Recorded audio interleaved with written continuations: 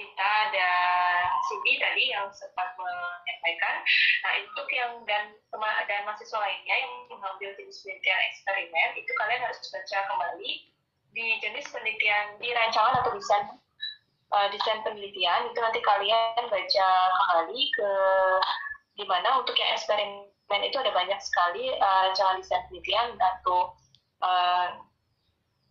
secara umum sana dibagi menjadi true eksperimen dan juga eksperimen semi dan juga eksperimen semu seperti itu. Jadi ada eksperimen sesungguhnya, eksperimen true eksperimen, kemudian eksperimen semu dan juga ada eksperimen campuran kalau tidak salah kemarin. Jadi nanti kalian bisa tentukan bisa penelitiannya seperti apa, kemudian dan dari yang ada. Dan biasanya untuk kita di pendidikan biasanya tidak mungkin true eksperimen, karena kalau true eksperimen itu benar-benar eksperimen yang akan dilakukan itu benar-benar semuanya kita kontrol. Sedangkan seperti tadi sudah disampaikan, kita sangat sulit sekali mengontrol yang namanya manusia ya, karena banyak sekali ada faktor yang mempengaruhi. Misalkan ketika kalian ingin mengukur hasil belajar siswa dan hasil belajar siswa dengan membelajarkan satu model tertentu. Jadi bagaimana kalian bisa tahu bahwa hasil belajar yang siswa tersebut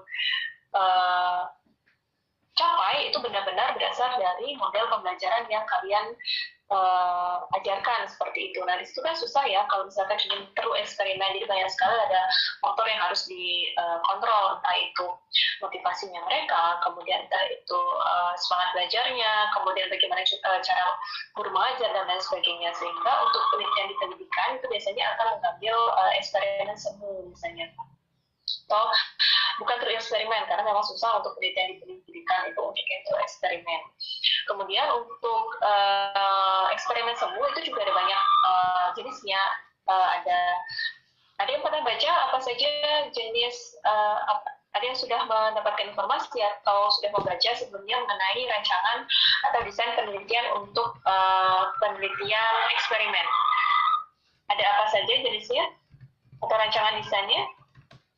Ada yang sudah mendapatkan informasi?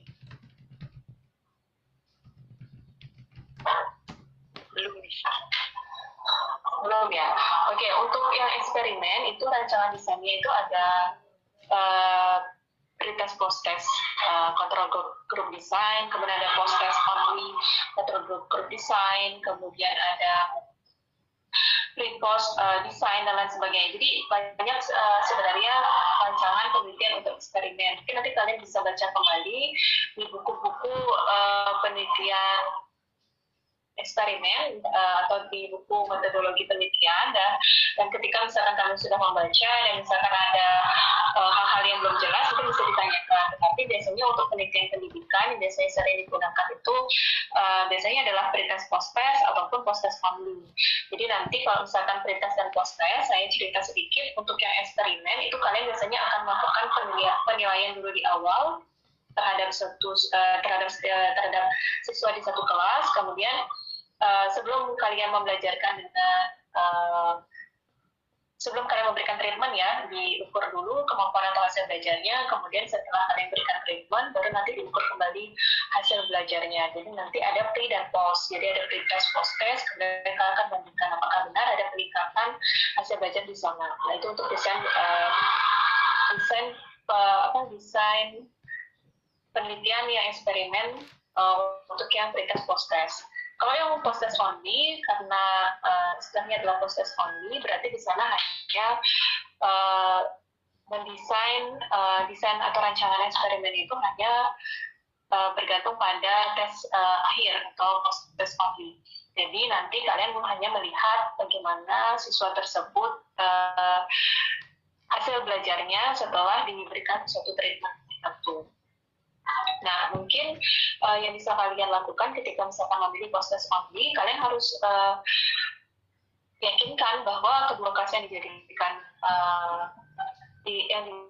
penelitian, yaitu kelas eksperimen dan kelas kontrol, itu benar-benar adalah terdiri dari siswa yang homogen. Artinya kemampuan awal siswa di kelas A dan siswa kelas B misalkan itu benar-benar sama. Jadi nanti ketika kalian memberikan treatment di kelas A, kemudian di kelas B diberikan kontrolnya atau diberikan yang biasa, yang metode dengan treatment yang biasa mereka lakukan dalam pembelajaran sehari-hari, dan ketika dites di akhir itu ada perbedaan, dan perbedaannya itu benar-benar bisa kalian simpulkan berasal dari treatment yang diberikan, bukan karena kemampuan awal dari siswa di kedua kelas tersebut yang memang sudah berbeda. Kalau misalkan kemampuan awal di siswa di kedua kelas tersebut berbeda, kan berarti hasilnya di post-test only di akhir itu bukan karena treatment yang kalian berikan, tetapi memang karena kemampuan di satu kelas tertentu itu memang sudah lebih unggul dibandingkan dengan kelas lain, seperti itu. Jadi memang di dalam eksperimen itu banyak sekali yang harus dikontrol, sehingga untuk itulah pada jenis penelitian kuantitatif biasanya prosedur pada saat melakukan pengambilan data itu lebih strict, lebih kaku, karena banyak sekali hal-hal yang harus dikontrol seperti itu, dibandingkan dengan kualitatif yang biasanya akan berkembang pengambilan datanya itu sesuai dengan keadaan lapang. Nah, kemudian untuk variabel penelitian, kemarin sudah saya sampaikan ya, kalian masih ingat variabel penelitian itu ada apa saja?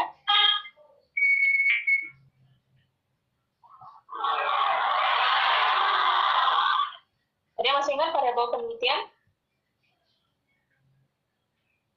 Ada variabel independen, kemudian variabel dependen, kemudian variabel moderator, ada variabel penyerang, kemudian ada variabel luar, dan lain sebagainya. Kalian masih ingat ya semua jenis-jenis variabelnya? Masih ingat atau ya nanti kalau misalkan lupa atau bagaimana, nanti bisa dicari informasi, karena di lampiran tugas untuk yang pada minggu ke-11 itu kalian harus merinci apa variabel penelitiannya dan juga apa definisi dari variabel penelitiannya. Kemudian untuk populasi dan sampel, saya kira sudah ya, kemarin sudah disampaikan populasi itu adalah keseluruhan subjek yang akan diteliti, kemudian sampel itu adalah sebagian kecilnya. Sehingga ketika kalian menyatakan bahwa populasinya adalah seluruh siswa kelas 7 di SMP 4 Singaraja misalkan, berarti sampelnya itu adalah misalkan siswa di kelas apa dan di kelas apa, seperti itu. Lebih spesifik lebih sedikit yang diambil untuk yang sampelnya. Nah, kemudian untuk instrumen pengumpulan data, untuk penelitian kuantitatif ya, misalkan eksperimen, untuk mengumpulkan data, instrumen pengumpulan data itu disesuaikan dengan variabel yang akan kalian teliti. Misalkan kalian ingin meneliti hasil belajar, berarti instrumen pengumpulan datanya berupa apa?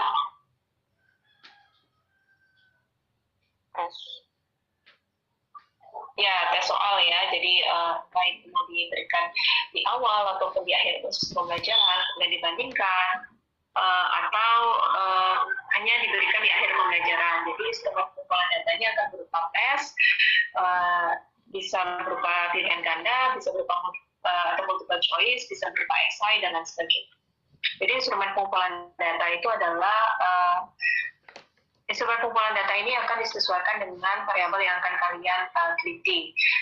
Misalkan hasil belajar tadi dengan instrumen tes berupa soal, sedangkan untuk yang lainnya, misalkan keterampilan proses, tadi saya ada dengar dari Wahyu, keterampilan proses mungkin bisa dilakukan, dikumpulkan datanya dengan menggunakan nomor observasi keterampilan proses, misalkan seperti itu.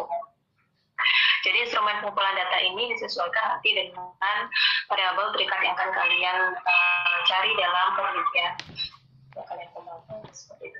Nah, kemudian untuk teknik pengumpulan data, itu biasanya data-datanya akan dikumpulkan dengan ada berbagai cara untuk mengumpulkan data, entah itu dari wawancara, misalkan tidak kualitatif tadi, entah kalian mengumpulkan data dengan observasi, entah kalian mengumpulkan data dengan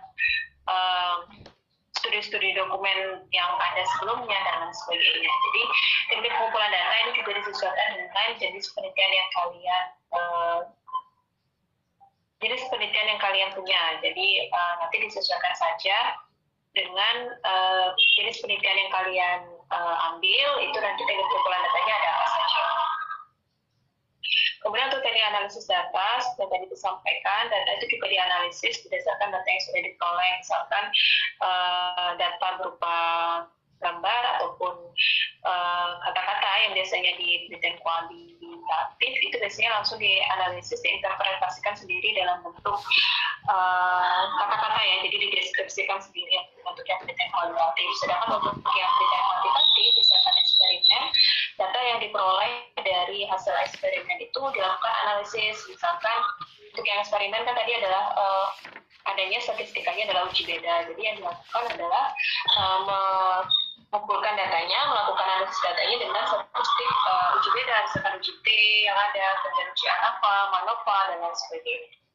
Jadi disesuaikan juga dengan variabel yang kalian amati atau variabel yang kalian atur. Kemudian untuk teknik penyajian data, nah penyajian data ini bisa disajikan dalam bentuk diagram, dalam bentuk grafik, dalam bentuk tabel, dan lain sebagainya. Yang perlu kalian garis bawahi dalam teknik penyajian data ini adalah bagaimana kalian menyajikan data itu agar para pembaca itu mudah